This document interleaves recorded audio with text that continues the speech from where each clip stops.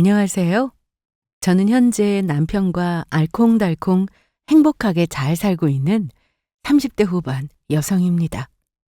올해 초 동서와 도련님이 이혼을 했다는 소식을 들었는데 그 뒤로 시댁은 평화를 되찾게 되었습니다. 그동안 정말 많은 일들이 있었거든요. 시댁 식구 중 가장 돈을 잘 벌고 잘 나갔던 동서는 본인 스스로도 잘난 줄 알아서 시댁 식구들을 함부로 대했습니다. 눈살이 찌푸려질 정도로 동서의 행동에는 문제가 정말 많았죠. 세상에 돈이 전부가 아닌데 특히 시아버님은 돈 잘 버는 동서가 너무 좋으셨나 봅니다. 대놓고 차별을 하셨으니까요.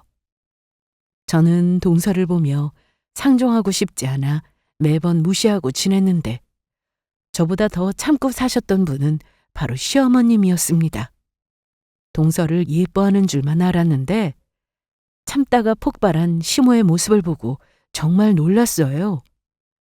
그날은 아직도 제 기억에 생생합니다. 3년 전 일어났던 그 사연을 지금부터 시작해 보려고 하니 잘 들어봐 주세요.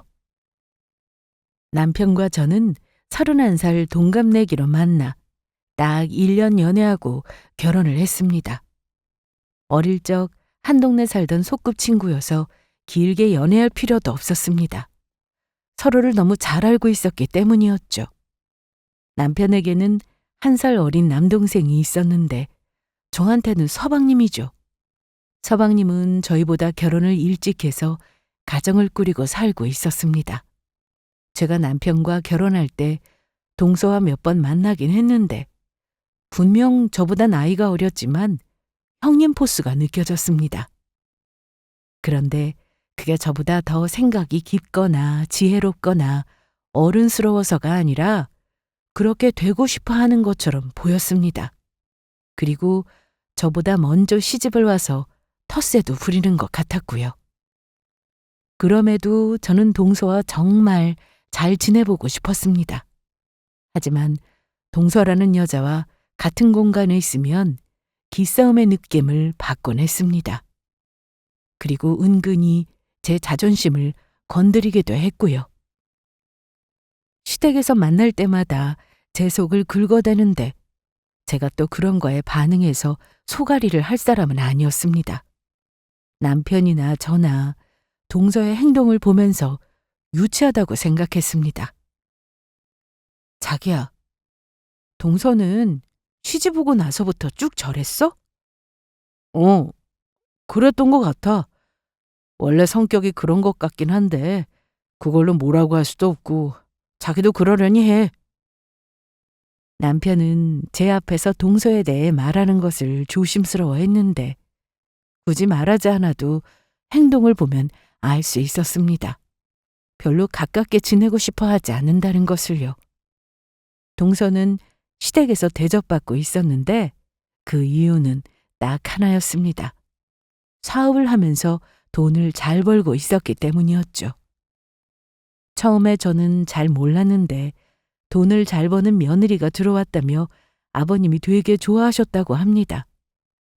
무슨 날이라고 하면 동서는 시댁에 와서 돈도 많이 쓰고 선물을 해도 통 크게 한다고 하더라고요.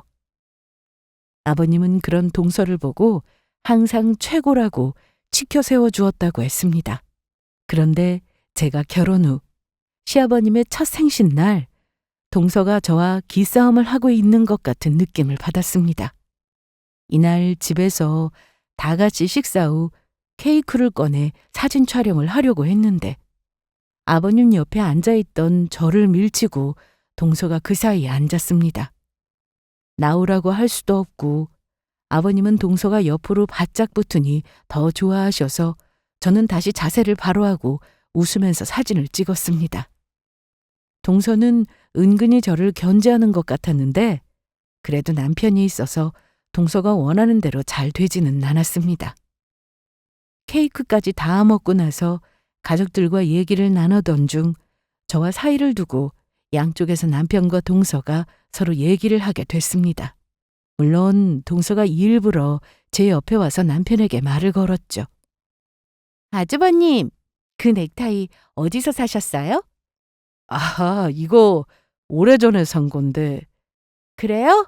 디자인이 너무 멋져요. 한번 만져봐도 될까요? 동서는 이런 말을 하면서 제 앞으로 몸을 기울여 일부러 저를 뒤로 밀려고 하는 게 느껴졌습니다. 그런데 남편이 그걸 모를 리 없었죠. 재수 씨, 잠깐만요. 우리 현주 뒤로 넘어지겠어요. 넥타이 만져보고 싶으면 이리로 돌아서 오세요. 아, 네. 자기야, 괜찮아? 괜찮아. 시댁 분위기는 뭐랄까. 어머님이 아버님한테 꽉 잡혀서 산다고 해야 할까요? 아버님은 약간 인상도 그렇고 말투도 무섭게 느껴졌는데 시댁에 갈 때마다 유독 어머님한테 함부로 하는 게 느껴졌습니다. 어머님은 어린 나이에 아버님과 결혼을 하신 뒤로 시할머님을 오래 모시고 사셨다는데 남편에게 대충 들어보면 시집살이가 대단했다고 합니다. 그럼에도 어머님은 그걸 다 참고 사셨다고 하니 존경스럽더라고요. 아버님은 전형적인 가부장적인 모습이 짙었는데 예를 들면 화장실 문 열렸다. 가서 닫아라. 네. 밥 안 먹나? 배고픈데. 다 됐어요. 조금만 기다리세요. 그냥 내 하면 될 걸 무슨 말이 그렇게 길어? 네. 시부모님의 대화는 거의 이런 식이었습니다.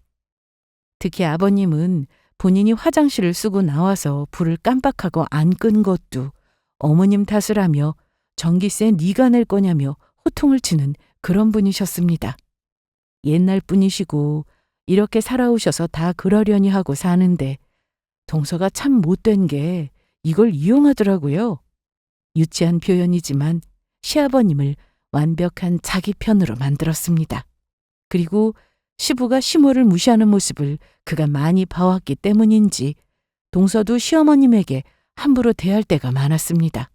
그래서 시댁에 가면 동서는 시부 옆에 딱 붙어서 얘기를 하거나 TV를 보고 있고 어머님 혼자 주방에 계실 때가 많았어요. 제가 며느리로 들어오고 나서는 동서가 저를 너무 의식하는 게 느껴졌는데 어머님과 둘이 얘기라도 하고 있으면 거실에서 아버님과 편하게 쉬고 있다가도 금방 제 쪽으로 와서 어머님과 뭘 하는지 알려고 했습니다. 동서는 저보다 먼저 결혼을 했기 때문에 지난 몇 년 동안 시부모님과 왕래도 잦고 사이가 가까워서 맏며느리 행세를 하려고 할 때가 많았습니다. 그런데 돈을 잘 번다고 해서 위아래가 없어야 하는 건 아니잖아요.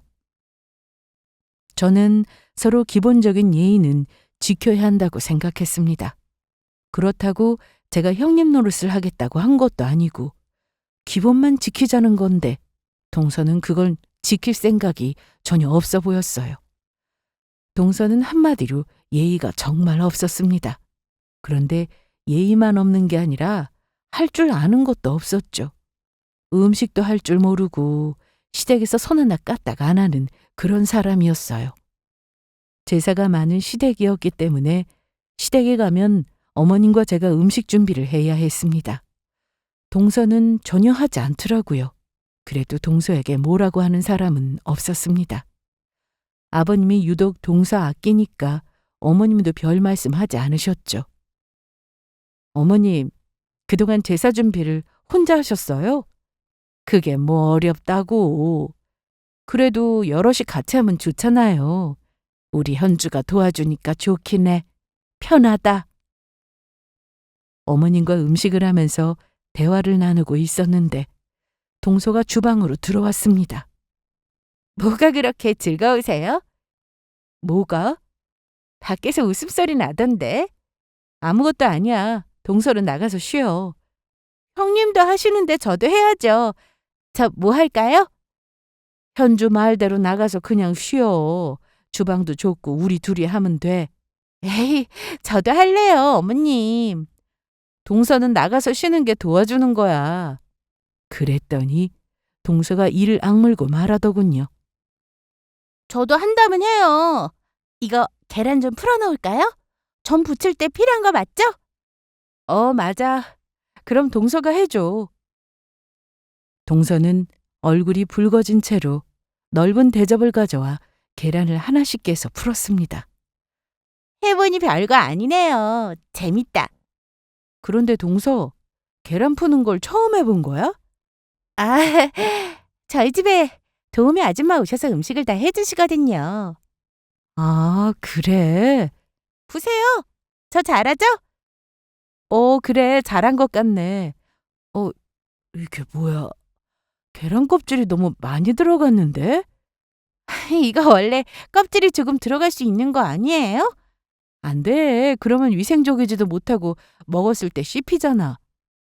결국 이날 동서는 저나 어머님이 시킨 것도 아니고 본인이 하겠다고 나서서 이런 일이 생겼으니 남 탓도 못하고 씩씩거리며 젓가락으로 계란 껍질을 하나씩 뺐습니다.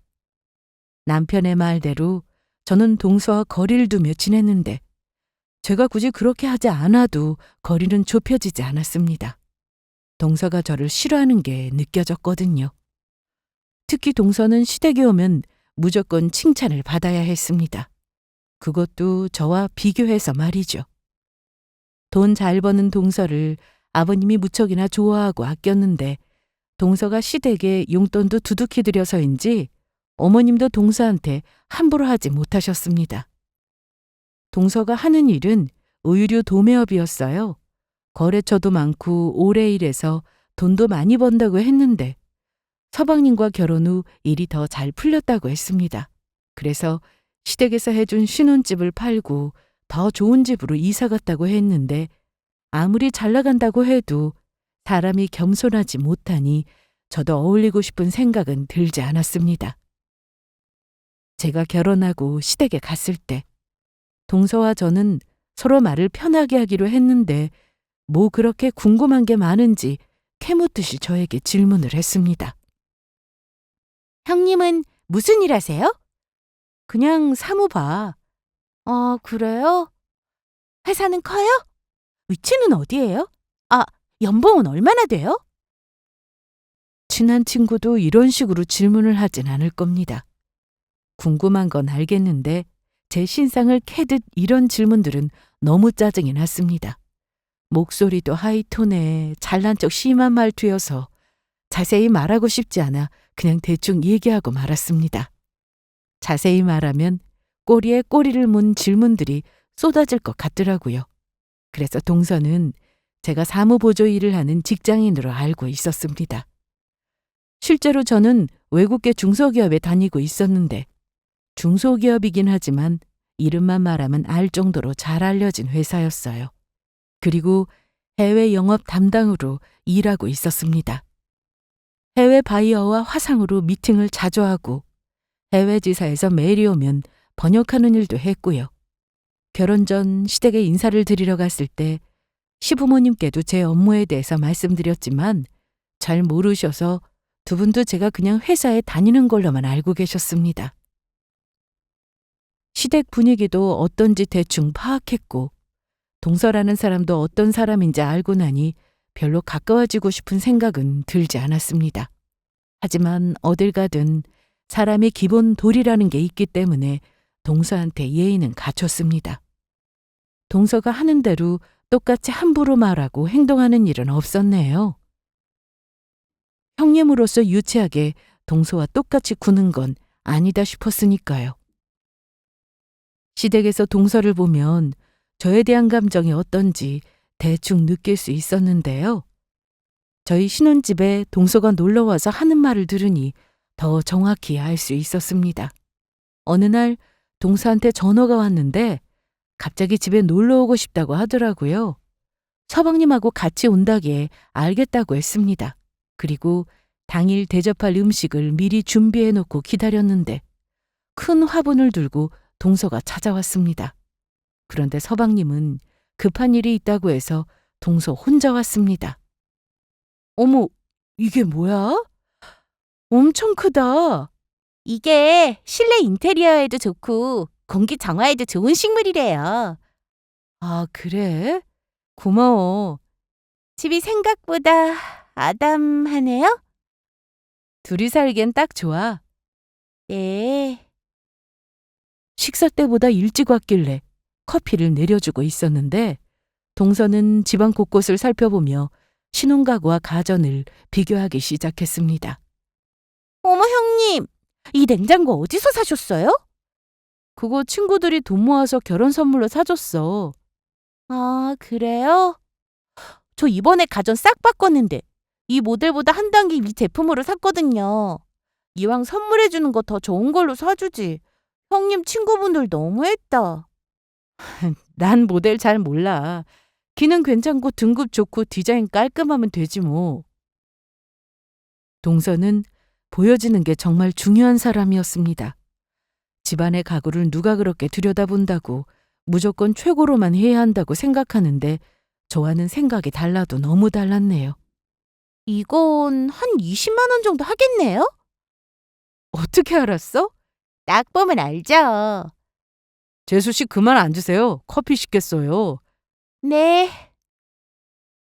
음, 커피향 좋다. 그런데 이럴 줄 알았으면 제가 화분이 아니라 살림에 도움되는 제품을 사오는 건데. 우리 필요한 거 딱히 없는데. 에이, 대충 둘러만 봐도 많은데요, 뭘. 남편은 이런 동서를 정말 싫어했습니다.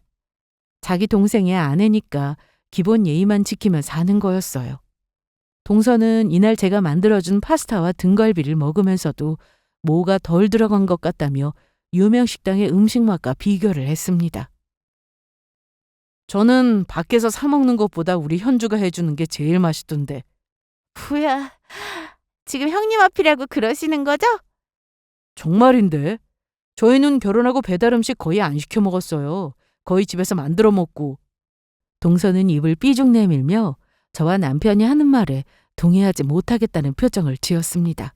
그리고 말로는 음식 맛이 별로다. 식던과 비교해서 많이 아쉽다고 하면서도 접시가 깨끗해질 정도로 다 먹고 갔습니다. 그런데 동서가 돌아가고 나서 동서 욕을 안 할 수가 없더라고요. 그런데 자기야, 화분 말이야. 새로 사왔다는데 잎이 왜 이렇게 시들시들하지? 물 좀 줄까? 내가 줄게. 잠깐 있어봐. 남편의 키가 180이었는데 그 키에 닿을 정도로 높이였으니 화분이 엄청 컸습니다. 그런데 남편이 통에 물을 받아와서 주려고 하는데 좀 이상하더라고요. 화분 뒤쪽에 작은 푯말이 하나 꽂혀 있었는데 거기에 동서 이름이 적혀 있었습니다. 사무실 이전 축하라는 멘트도 적혀 있었죠. 동서는 선물로 받아서 사무실에 두고 키웠던 화분을 새로 샀다고 거짓말하고는 저희 집에 들고 온 거였습니다. 와, 이거 뭐냐? 왜 그래? 너무 시들었어? 아니, 이거 봐봐. 뭐야? 샀다면서. 기분 나쁘네. 그것도 시들시들한 화분인 거 알면서 줬네. 저와 남편은 너무 기분이 상했습니다. 당장이라도 다시 들고 가라고 하고 싶었지만 남편이 서방님한테 따로 조용히 말하겠다고 해서 넘어가기로 했습니다. 저는 식물이 무슨 죄가 있나 싶어서 영양제까지 사서 살려보려고 했는데 결국 죽고 말았습니다. 나중에 버리려고 흙이랑 분리하는데 뿌리는 이미 상태가 말이 아니더라고요. 진짜 이런 인성으로 어떻게 사업을 해서 큰 돈을 버는지 이해가 되지 않았지만 남편은 상종하지 말자며 동서가 뭐라고 하든 무시하라고 했습니다. 아버님은 가족들이 다 모이는 걸 정말 좋아하셨습니다. 어머님은 아버님 말 한마디에 네 하는 분이라 자식들을 다 부르라고 하시면 어머님이 주로 전화를 하셨어요. 그래서 특별한 날도 아닌데 저희는 자주 시댁에 갔고 외식도 종종 했습니다. 이날도 아버님 부름에 시댁에서 다 같이 모였는데 동서가 집에서 밥 먹지 말고 나가자고 하길래 시댁 근처 식당으로 갔습니다. 아버님이 좋아하는 갈비 전문점이었는데 다 먹고 난 뒤 제가 계산하려고 데스크에 가서 카드를 내밀었습니다. 그런데 동서가 제 카드를 뺐더니 자기 카드를 직원에게 주더라고요. 이걸로 계산해 주세요. 아, 일시불이요? 내가 내려고 했는데. 됐어요. 그 돈으로 필요한 거나 사세요. 누가 내든 상관없었지만 동서의 말은 기분이 좀 나빴습니다. 그런데 그때 남편이 제 옆으로 와서는 재수 씨, 오늘 잘 먹었어요? 뭘요? 이거 얼마나 한다고? 50만 원 넘게 나왔는데요. 얼마 안 나왔네. 재수 씨는 참 보면 볼수록 통이 큰 것 같아요. 남편의 말에 동서는 상당히 기분 좋아했는데 그 뒤 남편이 이런 말을 하자 똥 씹은 표정을 했습니다. 그런데 저번엔 왜 그랬어요? 제가 뭘요? 저희 집에 오셨을 때 화분 하나 들고 왔잖아요. 그거 재수 씨 사무실에 있던 거죠? 네? 화분 뒤에 작은 편말로 재수 씨 이름 적혀 있더라고요. 통 크게 좋은 걸로 하나 사시지. 다 시들어가는 걸 주시면 어떡해요. 우리 현주가 어떻게든 살려보겠다고 비싼 영양제 사서 놔주고 했는데도 결국 죽어버렸어요. 이 말에 동서는 더 이상 말을 잇지 못했는데 시부모님은 식당 밖에 나가 계셔서 이 내용은 모르고 계셨고 동서가 계산하는 동안 제가 어머님 옆에서 웃으면서 얘기하고 있으니 뒤늦게 나온 동서는 저를 보고 또 눈을 흘겼습니다. 이날 집에 와서 남편을 먼저 동서 얘기를 꺼냈습니다. 내가 정민이한테 화분 얘기를 하려다 계속 깜빡했거든. 그런데 아까 그게 딱 생각나는 거야. 그래서 얘기한 거였어? 아까 재수 씨 표정 봤어? 표정이 좀 안 좋긴 하더라. 그런데 우리가 계산했어야 하지 않나? 재수 씨가 산다는데 굳이 우리가 돈 쓸 필요 있어? 우리 돈 아끼고 좋지 뭐.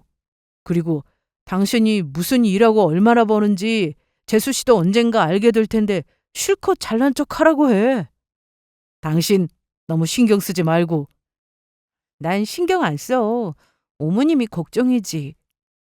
사실 동서만 생각하면 시댁에 가고 싶은 마음은 없습니다. 그건 남편도 마찬가지였고요. 그런데 제가 시댁에 가는 이유는 어머님 때문이었어요. 어머님이 너무 짠해 보일 때가 많았습니다.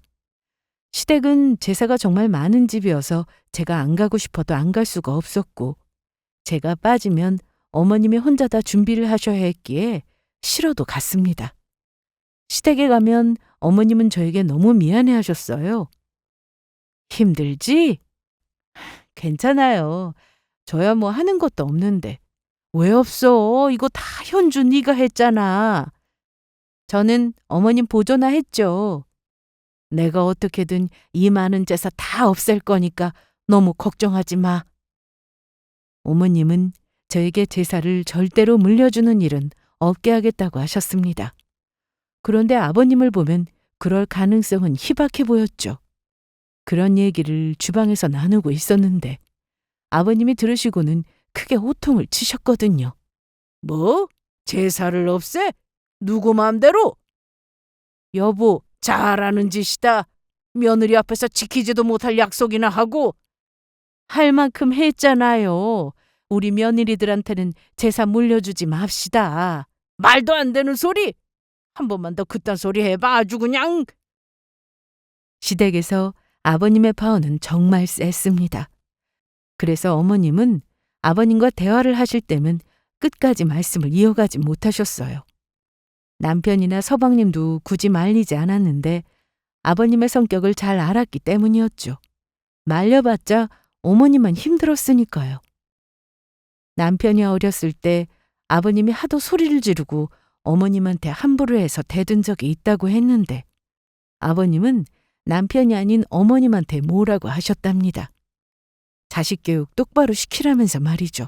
그러니 가만히 있는 게 어머님한테 오히려 낫다고 생각해서 남편이나 서방님도 그냥 있더라고요. 아버님 못지않게 동서도 문제가 심각했습니다. 그냥 잘난 척만 하는 게 아니라 저를 대할 때 본인이 형님인 듯 행동하고 말하는 경우가 많았어요. 자기가 저보다 먼저 시집을 왔고 돈도 잘 벌고 하니 저를 아래로 보는 것 같더라고요. 하지만 저는 괜찮았습니다. 그냥 무시해버렸거든요. 서방님은 남편이나 저한테 깍듯하게 잘했는데 동서 눈에 좋게 보일 리가 없었을 겁니다. 동서는 자기가 돈을 잘 버니까 아버님처럼 다들 자기를 받들길 바랐습니다. 하지만 저나 남편은 동서가 원하는 대로 해주지 않았어요. 시댁은 3달에 한 번꼴로 제사가 있을 정도로 많았습니다. 시댁이 큰 집이었지만 다른 친척분들은 지방에 살고 계셔서 다 참석하지 못하셨죠. 제가 주말이면 상관없었지만 평일이면 저는 일을 마치고 가야 해서 좀 늦을 때가 있었어요. 동서는 사업을 하니까 시간을 자유롭게 쓸 수 있다고 해서 시댁에 가보면 동서는 항상 먼저 와 있었습니다. 어머님 죄송해요. 제가 좀 늦었죠? 괜찮아. 회사에서 바로 오는데 피곤해서 어떡해? 괜찮아요. 어머님, 저한테는 그런 말씀도 안 하시고 저도 아까 사무실에서 바로 온 건데. 너는 오늘 쉰다고 하지 않았어? 그래도 사무실에서 왔다고요. 아까는 오늘 쉬는 날이어서 일찍 왔다며. 네 형님은 힘들게 일하고 하는데 비교할 걸 해. 그러자 동서는 아무 말도 못했습니다. 그런데 동서가 어머님한테 상한 기분을 저한테 푸는 것 같더라고요. 어머님이 음식을 거의 다 해놓으셔서 할 게 없었지만 좀 거들려고 손을 씻고 앞치마를 하고 있었습니다. 형님네 회사는 돈도 별로 안 주면서 사람을 이렇게 부려먹어요? 뭐? 동서는 제가 다니는 회사를 무시하듯 말했습니다. 부려먹다니? 회사에 얘기하고 1시간 일찍 나왔는데? 그런데 동서는 회사를 무시하는 것처럼 말했지만 알고 보면 회사가 아닌 저를 무시하고 싶었던 겁니다. 에이, 직원을 배려하는 회사면 1시간 일찍이 아니라 아예 쉬게 해줬어야죠. 오늘 중요한 회의가 있었어. 그런데 동서는 일찍 왔다면서 어머님 돕지도 않고 뭐 한 거야? 저번에 말씀드렸잖아요. 저 요리 못한다고. 아, 맞다. 그럼 저기로 가서 더 쉬어. 여기 서 있으면 방해만 돼. 제가 약이라도 오르길 바랬겠지만 동서의 말에 별 반응 없이 주방에 들어가 버리니 동서는 굳이 앞치마를 하고는 따로 들어왔습니다. 아니, 넌 왜 들어왔어? 형님도 들어와 계시는데 제가 쉴 수 있나요? 이 시어머니가 한참 음식할 때는 소파에서 코까지 골면서 자더니 됐으니까 나가봐. 할 것도 없어. 그럼 형님도 나가라고 하셔야죠. 현주는 안 돼. 내 보조야. 어머님은 저렇게 말씀하시고는 동서가 나가자 몰래 숨겨둔 곶감을 저에게 주시며 먹으라고 하셨습니다. 얼른 먹어. 이거 정말 맛있더라. 상에 올려야 하는 거 아니에요? 올릴 건 충분해. 우리 하나씩 먹자. 어머님은 정이 참 많으신 분이었는데 동서가 저런 얄미운 행동만 하지 않았어도 저와 동서 그리고 어머님은 모두 사이좋게 지냈겠다 싶었습니다. 그리고 어머님은 곶감을 드시다 말고는 저에게 이런 말씀을 하셨어요. 주연이 제 말에 너무 신경 쓰지 마라. 상처도 받지 말고 그냥 흘려. 그러고 있어요.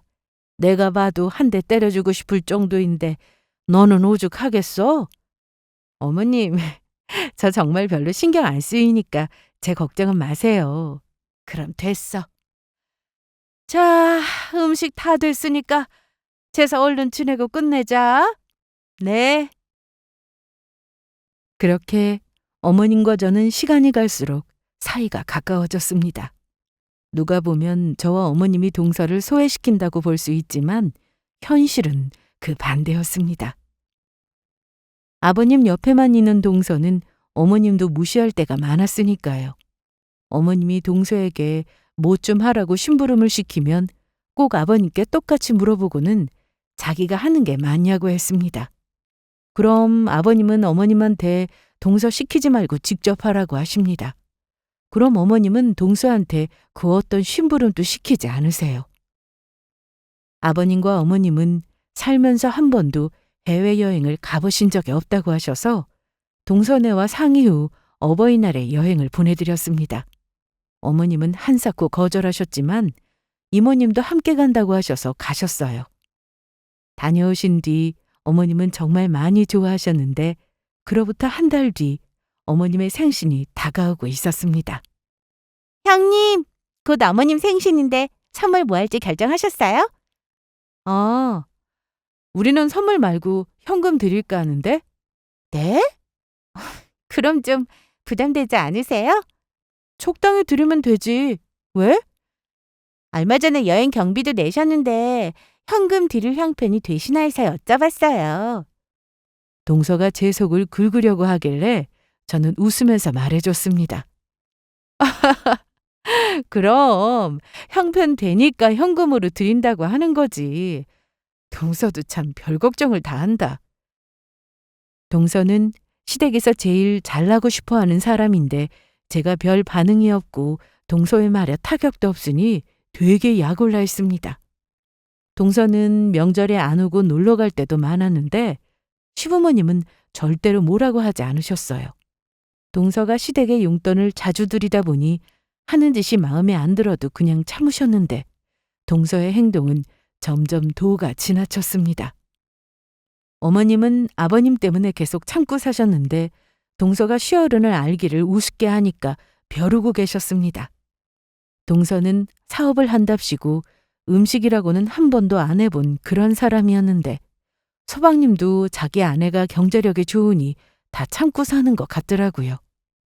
그러던 어느 날 시댁에서 온 가족이 모여 식사를 한 날이 있었는데 이날은 누구의 생일도 아니었고 제사가 있는 날도 아니었습니다. 아버님이 다 같이 모이자고 해서 모인 날이었죠. 남편이나 저는 핑계를 대고 안 갈 수도 있었지만 그러면 또 어머님에게 그 불똥이 튈 게 뻔해서 갔습니다. 동서는 이날 한껏 멋을 부리고 왔습니다. 아버님은 나가서 외식하는 것도 좋아하셨지만 집에서 밥을 먹을 땐 무조건 어머님한테 음식을 하라고 하셨습니다. 그래서 어머님은 이날 여러 음식을 하셨는데 탕수육도 직접 튀기셨고 보쌈에 갈비에 이것저것 해놓으셨더라고요. 그런데 식사를 하시다 말고 어머님이 일어나려고 하셨습니다. 어머님 왜요? 갈비찜 좀 더 가지고 오려고. 제가 가지고 올게요. 앉아 계세요. 됐어. 얼른 부지런히 먹어. 앉아 계시라니까요. 그렇게 저는 상위에 있던 갈비찜 그릇을 들고는 주방으로 가서 남은 걸 다 덜어왔습니다. 그런데 아버님께서는 드시던 갈비찜 그릇에 반 정도 덜어보라고 하셔서 제가 옮기고 있었는데 그때 아버님 옆에 앉아있던 동서의 옷에 양념이 조금 튀었습니다. 사실 자세히 봐야 할 정도로 정말 조금 튀었는데 이때 동서는 소리를 지르고 난리를 부렸습니다. 어떡해? 아니, 형님. 지금 뭐 하시는 거예요? 왜 그래?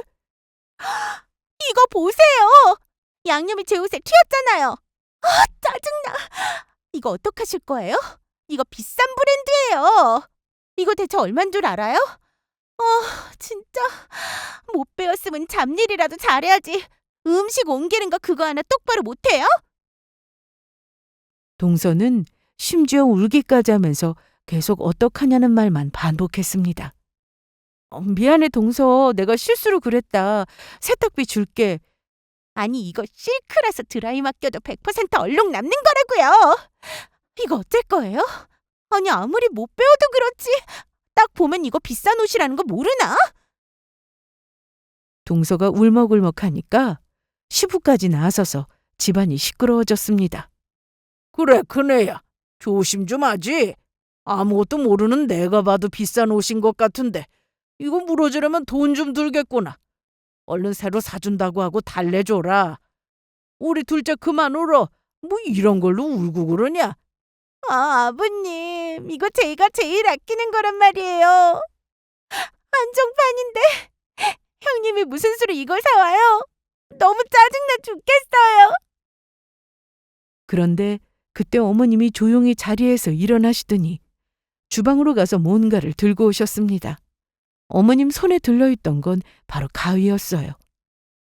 너무 순식간에 일어난 일이라 저와 남편은 어머님을 말릴 수가 없었습니다. 대체 왜 이래요? 뭐 하시는 거예요? 아니, 이 사람이 당신 미쳤어? 그만하세요. 이거 어떡해? 어머님은 손에 쥐고 있던 가위로 동서의 옷을 찢었습니다. 저는 이날 너무 깜짝 놀랐어요. 동서의 막대먹은 행동에도 어머님은 항상 인자하신 표정을 지으며 좋게 좋게 넘어갔는데 어머님도 사람이라 더는 참을 수 없으셨나 보더라고요. 너, 네 친정 가서 가정교육 다시 받고 와. 뭐라고요? 어디서 네 형님한테 그따위 막말을 해? 못 배웠으면? 누가 못 배워? 못 배우면 사람 무시해도 되는 거야? 박사학위까지 받은 사람이 네 옷에 음식물 튀었으면 그건 그래도 되는 거냐? 당신 그만 못해? 네, 못하겠네요. 주연이 너 당장 나가. 나가! 이 사람이 우리 둘째한테 뭐 하는 거야? 빨리 사과해. 뭐요? 사과? 내가 가진 돈 다 털어서라도 똑같은 옷 사다 줄 테니 걱정 마라. 그리고 다시는 이 집에 들어올 생각하지 마. 아니다. 내가 나가는 게 낫겠다.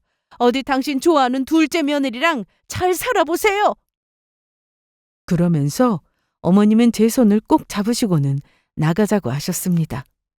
남편과 저는 망설일 이유가 없어서 어머님을 모시고 시댁에서 나왔어요. 그리고 집으로 향했는데 차 안에서 어머님은 서럽게 우셨습니다.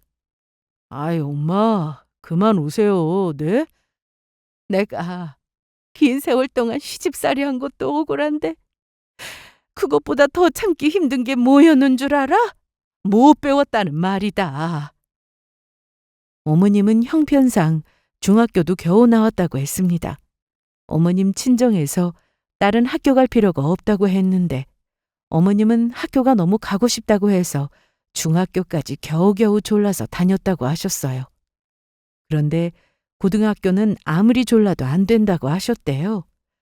그래서 못 배운 게 평생 한이라고 하셨죠.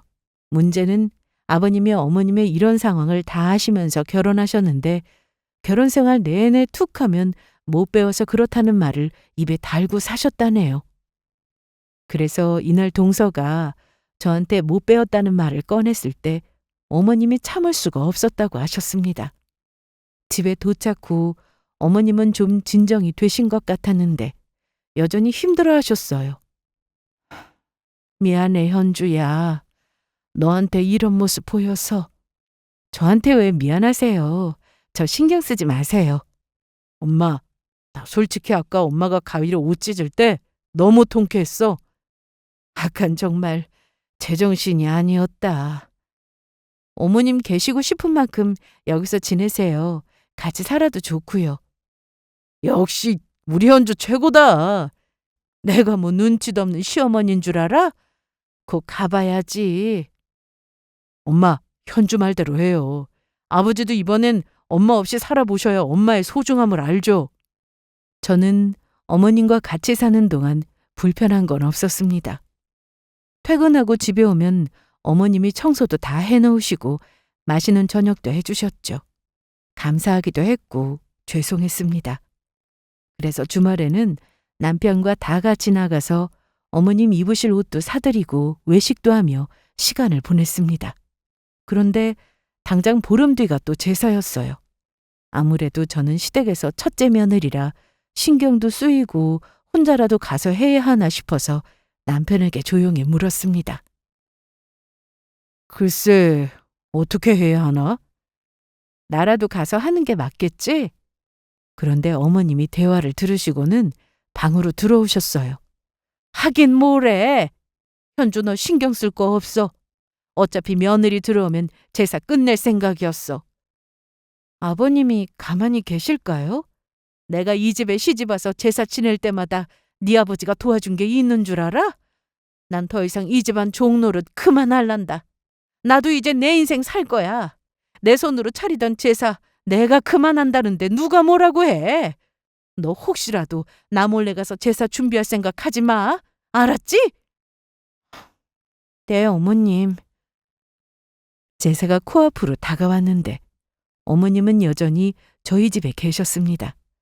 그래서 아버님이 전화를 하셨습니다. 나다. 네, 아버님. 좀 있으면 제사인 거 알지? 네, 언제 올 거냐? 그게 어머님은 안 가신다고 하는데요. 그럼 너라도 오너라. 그런데 그 순간 어머님이 제 핸드폰을 뺏어가서는 누굴 보고 오라가라 해요? 내 며느리예요. 그리고 몇십 년을 고생하며 살았는데 이제 그만합시다. 저한테도 우리 현주한테도 전화하지 마세요. 어머님은 그냥 홧김이 아니라 그동안 쌓인 게 정말 많으신 것 같았습니다. 며칠 뒤 제삿날이 되었는데 저와 어머님은 결국 시댁에 가지 않았습니다. 그리고 늦은 저녁 남편이 서방님의 전화를 받고 무슨 일이 있었는지 알게 되었어요. 아버님은 동서를 불러서는 제사 준비를 하라고 시켰답니다. 그동안 아버님의 사랑을 독차지했던 동서였지만 제사를 준비하라는 말을 듣고는 단번에 거절했다고 했습니다. 돈을 드릴 테니 음식을 사자고 했는데 이 말에 아버님은 난리가 난 거죠. 어디 제사 음식을 성의 없게 살 생각을 하냐면서요. 그동안 동서한테 단 한 번도 언성을 높인 적 없던 아버님이셨는데 이날은 아주 크게 혼이 났다고 했습니다. 결국 제사를 지내긴 했는데 음식 몇 가지만 해서 차렸다고 했습니다. 그것도 동서가 인터넷 보며 따라 했다는데 상에 올릴 수준이 되지 못하자 서방님이 나서서 겨우 만들었다고 합니다. 아버님은 그동안 돈 잘 버는 동서가 예뻐서 동서만 찾았는데 이번 제사일로 사이가 틀어지고 모든 돈으로 해결하라고 하냐면서 호통을 치셨다고 들었습니다. 그로부터 며칠 뒤 서방님이 술을 마시고 집으로 찾아왔습니다.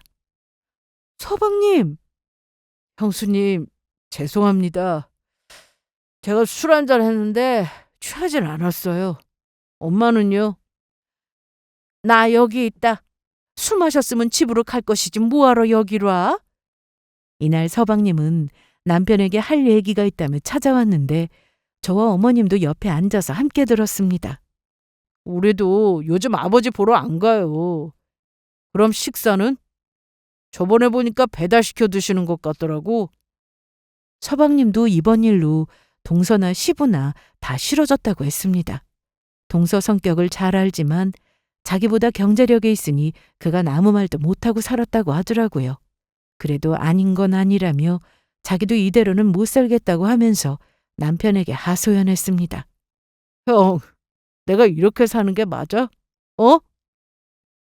그리고 형수님, 제 와이프가 형님 무시한 거 제가 대신 사과드릴게요.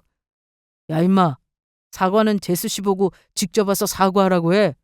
그리고 재수 씨가 아무리 사업해서 큰 돈 번다고 해도 우리 현주도 회사에서 인정받고 연봉도 높아.